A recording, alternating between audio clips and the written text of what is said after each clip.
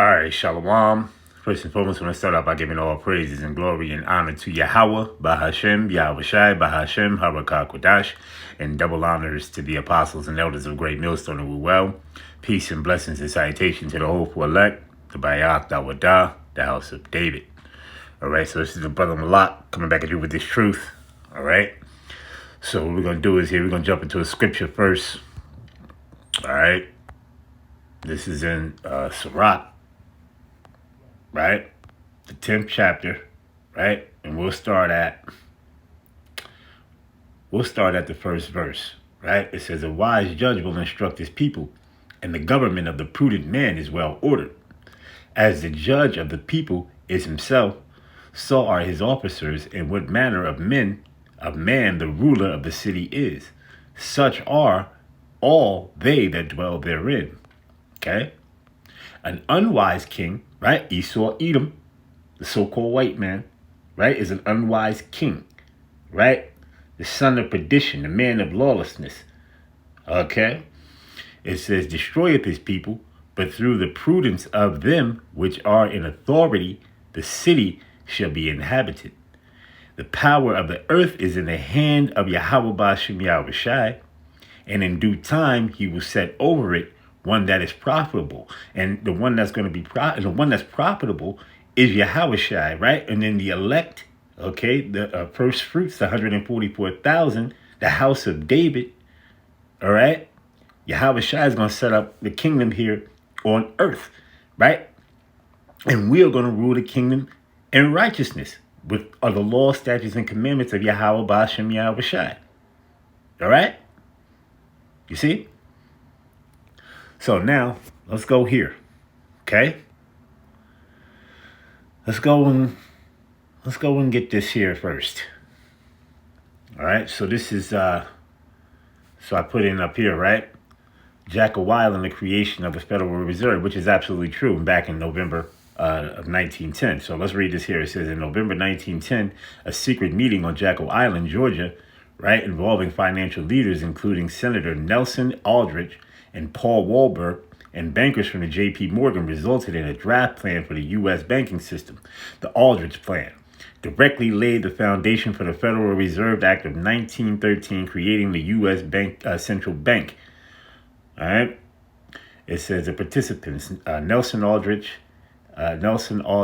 A. Pat Andrew, Henry Davidson, Arthur Shelton, Frank Vanderlip, and Paul Walberg.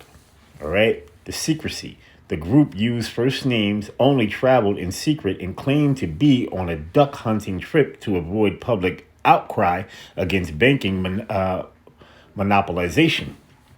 And see, as this thing is, it was created in wickedness, really, to be honest, to enslave the people under what you call a birth certificate. Okay? And put you on put you on a stock exchange and make money off of you, so you can be what you call in debt. Okay, you're nothing but debt, right? You see, it says the purpose to the development to Salakia, to develop a solution for nations inelastic currency and prevent future panics like the panic of 1907. The outcome, the plan developed there, was the blueprint of the Federal Reserve, which was formally established in 1913. The meeting was well guarded secret until the 1930s, when participants began to reveal the details of the as it was described, strangest, most secret expedition in history of American finance. All right, so let's go over and play you a few videos, right? Matter of fact, you know what? Before we do that, let's get this here scripture, right? Let's go to Job 9:24. Okay? Job 9:24. Right? It says, the earth is given into the hand of the wicked. He covereth the faces of the judges thereof. If not, where and who is he? And we know who this devil is, right? It's Esau, Edom, the man of lawlessness, the son of perdition, right? And the judges are Yahweh Shai, the angels, the Israelites. You see? So we know who this man is. And plus we know we in the end of this man's rulership. All right? You see? 2nd Ezra 6 and verse number 9 you can go down to. You can start at 7 though, but read down to 9. You see? So we know Esau is the end of the world and Jacob is the beginning of it that followeth. All right, so let's go in here real quick. Let's play this one real quick. All right.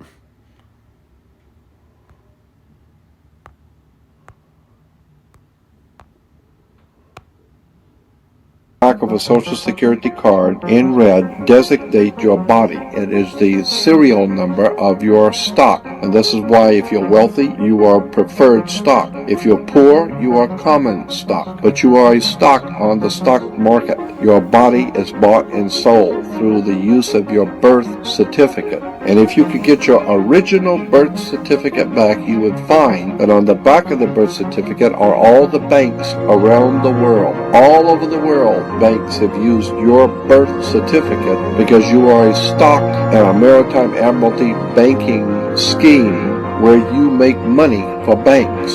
So consequently, the corporation and government and people who want to control you, they create a second you, and that second you that they control is all capital letters. Check it out. Anytime you get a bill, get a lawsuit, you get a fine, a ticket, somebody sends you a bill from the Department of Water and Power. Check it out on your driver's license, on your social security card, on your insurance cards, anything having to do business. Your name will always be all capital letters because only all capital letters can be dealt with by the government. Anytime you have a name upper or lowercase that applies to you, I got no control over you. You sign a contract in which your name is in all capital letters, now I take you to court. Now I can take you. It's on the back of a social security card in red. All right, so pretty much, I'm going to just right? Let me stop this here because this is the next video I got, right? So pretty much is what it is that your birth certificate is a straw man with capital letters. Your name is capital letters. So really you're a straw man. All right? And they make money off you off the stock exchange. Right? At every second, your birth certificate, your social security number, right? Henceforth, why they want to move you over into a new digital system, a technocratical digital system hooked up with an RFID microchip, which is track, trace, and control, which will have your birth certificate, your medical records, and everything according to these devils, right? Which is all track, trace, and control according to what? This right here, the new system that they want to move over, the great, what they call the new reset or a new world order. You see, these are the things that are going on. All right. These are the things that the brothers that we are telling you and things that are going on according to these devils. Right. Because that's what they are. Nothing but devils. All right. And they're going to be chained up. You see, they're going to be chained back up. All right. Because they had went out and deceived the whole world. You see. All right. So let me get this here second video. Right. This is birth certificates, right? Now, this is Woodrow Wilson, this devil, the president, right? So he was juiced in with the elites, the super elites, the Rothschilds, the Rockefellers, the Oppenheimers, the Gettys, the tiny tops, right? Juiced in. You see? So this is the reason behind the creation of birth certificates, right? You see? In the Federal Reserve. Okay? Let's play this. Read a quote from Edward Mendell House and what he had to say in a private meeting with Woodrow Wilson, president between 1913 and 1921, from the private papers of Woodrow Wilson. Quote, "Very soon, every American will be required to register their biological property in a national system designed to keep track of the people, and that will operate under the ancient system of pledging. By such methodology, we can compel people to submit to our agenda, which will affect our security as chargeback for our fiat paper currency. Every American will be forced to register or suffer not being able to work and earn a living. They will be our chattel, and we will hold the security interest over them forever by operation of law merchant under the scheme of secured transactions. Americans, by unknowingly or unwittingly delivered the bills of lading to us, will be rendered bankrupt and insolvent, forever to remain economic slaves through taxation secured by their pledges. They will be stripped of their rights and given commercial value designated to keep us a profit that will be none the wiser. For not one man in a million could ever figure out our plans. And if by accident one or two would figure it out, we have in our arsenal plausible deniability. After all, this is the only logical way to fund government, by floating liens and debt to the registrants in the form of benefits and pledges. This will inevitably reap us huge profits beyond our wildest of expectations and leave every American a contributor to this fraud, which we will call social insurance. Without realizing it, every American will insure us for any loss we may incur, and in this manner, every American will unknowingly be our servant, however begrudgingly. The people will become helpless, without any hope for their redemption, and we will employ the high office of the President as our dummy corporation to foment this plot against America. Having established plausible deniability, even if people become enlightened that they had a remedy and pursued it, the attorneys, judges, and legislators could claim that they did not understand the people's claims, especially if the technical requirements for achieving it were not followed pursuant to statutory requirements, requiring the public schools to teach civics, government, and history classes out of federally approved, politically correct textbooks written by the publishing houses, owned by the owners of the Federal Reserve, would assure that the people would not discover the remedy for a long time, if ever. I would recommend that everyone... All right, so that's it on that, right? So let's go into here. As a matter of fact, let's get you a scripture real quick. Let me get the book of Psalms, Psalm 73, right? So this is Psalm 73 and verse number 3. It says, "For I was envious at the foolish when I saw the prosperity of the wicked. For there is no bands in their death, but their strength is firm. They are not in trouble as other men, and neither are they plagued like other men. Therefore pride compasseth them about as a chain," right? And you can see the pride of these devils, right? It says, "Violence covereth them as a garment." Rape, rob, murder, stealing, pillaging. All right, that's what these devils do. All right. It says their eyes stand out with fatness. You see, because they own everything. The elites, the top banking families, right? You see, now with this birth certificate, right, and your social security number, they would have control over you. You see? Okay? It says they have more than their heart can wish. They have more than their heart can wish. All right, so now let's go into here, right? Let's go into a video, right? So this is on Jekyll Island, right? The creation of this whole thing, the whole matter, right? Let's play this one.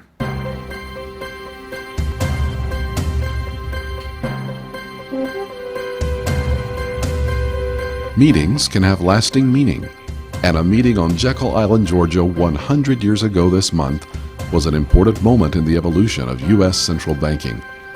That meeting is also the reason for the gathering here today. An important outcome of the 1910 meeting was a proposal for an institution with multiple branches, which became in part the model for the decentralized structure of the Federal Reserve System.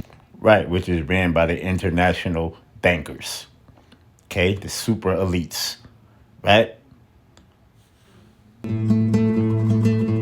A series of financial panics, culminating in the Panic of 1907, prompted Congress to undertake a series of steps toward reforming the nation's monetary system to promote macroeconomic stabilization. Congress passed the Aldrich-Vreeland Act in 1908, establishing an 18-member National Monetary Commission chaired by Rhode Island Senator Nelson Aldrich. The commission was charged with finding a way to reform the nation's monetary system, but progress was slow and by 1910, the commission could not agree on a plan. Aldrich took matters into his own hands, meeting with a group of bankers on Jekyll to formulate a plan. The group included bankers Paul Warburg, Henry Davidson, and Frank Vanderlip. Also present were Aldrich's secretary, Arthur Shelton, and A. Piet Andrew, a Treasury official. Warburg's attendance was critical because of his knowledge of European banking practices. Aldrich was well aware that his meeting with bankers outside of the commission proceedings would generate controversy, which is why the group met at the remote Jekyll Island location.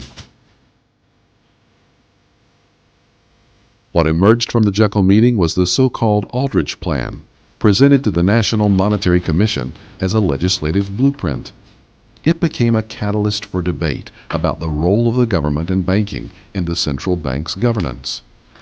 Representing a departure from the centralized governments of European central banks, the plan proposed that a National Reserve Association would function as the U.S. Central Bank. The association would consist of a federation of 15 regional bank associations, each to be presided over by boards of directors elected by the local banks. Aldrich's proposed central bank would promote economic stability by providing for greater financial stability. Though the bill Aldrich put forward to the U.S. Senate in January 1912 was not acted on, many of the proposals that came out of the Jekyll meeting remained at the core of the subsequent steps in the creation of the Federal Reserve. After the election of Woodrow Wilson in 1912, Congressman Carter Glass of Virginia, who had led an investigation into the concentration of power on Wall Street, assumed leadership of monetary reform, along with Senator Robert L. Owen. The Glass-Owen bill kept the key macroeconomic stabilization mechanisms of the Aldrich Plan, but provided for 8 to 12 districts with a reserve bank in each district. The difference that stood out the most was the governance of the central bank. The debate about a U.S. central bank had been mired in counter-arguments about who would control the system, bankers or appointed government officials. One compromise to resolve this disagreement involved reserve bank governance. Of the 9-member Reserve Bank Board of Directors, only 3 could be bankers. The others were to be engaged in commerce, industry, or agriculture. Another was that the Federal Reserve Board in Washington, D.C. would be the oversight and coordinating agency.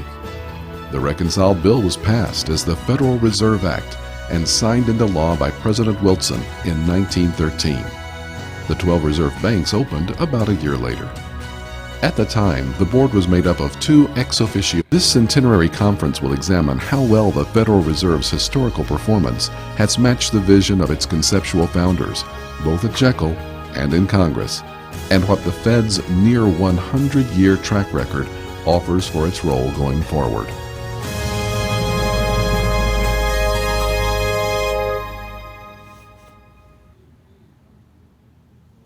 All right, so there you have it. You see? So let's go into some scriptures, right? We're just going to end it off. All right, so let's hit Habakkuk 2. All right, Habakkuk 2, and we can start at verse number 5. It says, yeah, also because he transgresseth by wine, meaning his philosophies, he is a proud man, neither keepeth at home, right? Because he go around raping, robbing, and murdering, and pillaging, and taking resources from all types of other places on the earth and going into everybody's land, right? It says, who enlarges his desire as hell, and is as death, and cannot be satisfied, but gathereth unto him all nations, and heapeth unto him all people. And this is what we're getting down to, that digital oil, right? That RFID microchip. You see? This is what this is going to lead up to, because of the new world order, right? Which is a digital technocratical world that's coming, right? Which is going to henceforth with you being tracked by this RFID microchip, Palantir, Gideon, drones, right? AI, robotic world, all right? Robotic system, okay? You see, all these things are leading up to this, right? A digital ID, okay? This is the new great, or what they would call great reset, right? But the real reset is going to come when Yahweh Shai come back and he delivers the elect, the 144,000, and set up the kingdom here on earth. That's the real new world order. Okay. But anyway, let's continue on. It says, so shall not all these take up a parable against him and a taunting proverb against him and say, woe to him that increaseth that which is not his. How long? And to him that ladeth himself with thick clay. And that word thick clay right there is a badya, which means debt.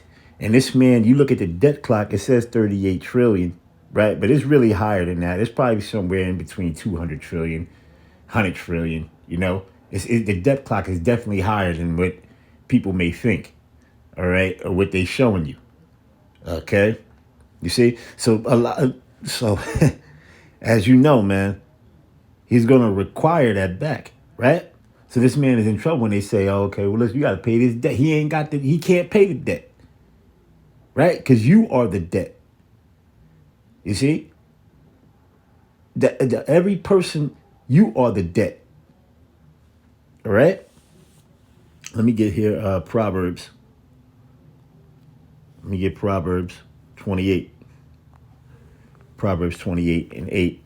It says, he that by usury, right now, everything, you got credit cards, right? You got these percentages and everything. That's dealing with banks and all of that, right? So that's all usury. So this man deals in usury, right? Percentages, 10%, 20%, 30%, all these percentages of high credit cards and so on and so forth. That's all usury, right? And the scriptures speak about usury.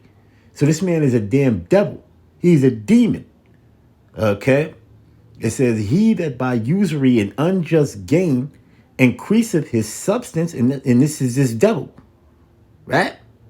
It says, he shall gather it for him that will pity the poor, right? And this devil don't pity the poor, man. All right? He steals from the poor. He kills the poor. You see? Because this man is a demon. He's a devil, right? And don't worry, the devil's going to be put back in chains. You see? These so-called white people, the so-called white man, Esau Edom, is going to be put back in chains.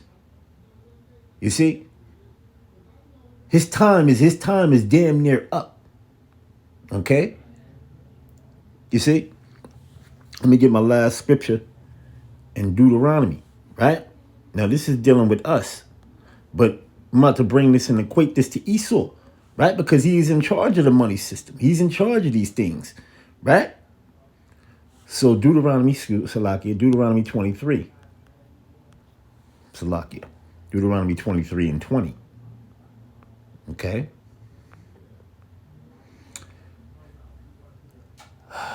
It says this.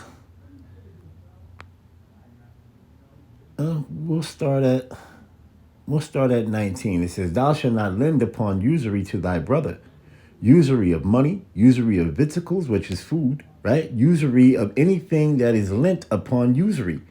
Unto a stranger thou mayest lend upon usury, but not unto thy brother, and thou shalt not lend upon usury, that Yahweh thy power may bless thee in all that thou settest thine hand to in the land, whether thou goest to possess it. You see? But this is talking about us. But as far as this right here, because this man is dealing with usury. He's dealing in usury. Okay, so this has got to equate with him right now, because he's in control of this kingdom. This is his kingdom. You see? But for all these things that this devil is doing, he's going to pay for it. Okay? There will be a recompense for everything that you have done on the earth, my man. All right? There's nothing that you're not going to get away from anything you have done. All your crimes are going to be pulled up. You have a long list of crimes, my man. A long list of crimes of murder, rape, robbery, right? Slavery. You see? You have a long list, my man, and you're going to have to pay for that. All right? There's a recompense for your actions. You see? So, with that, we're going to give all praises and glory and honor to Yahweh, Bahashem, Yahweh Shai, Bahashem, Harakah Kodash, and double honors to the apostles and elders of Great Millstone Ruel. Peace and blessings and citation to the hopeful elect, the Bayat Dawadah, the house of David, Abba Ball. Shalom.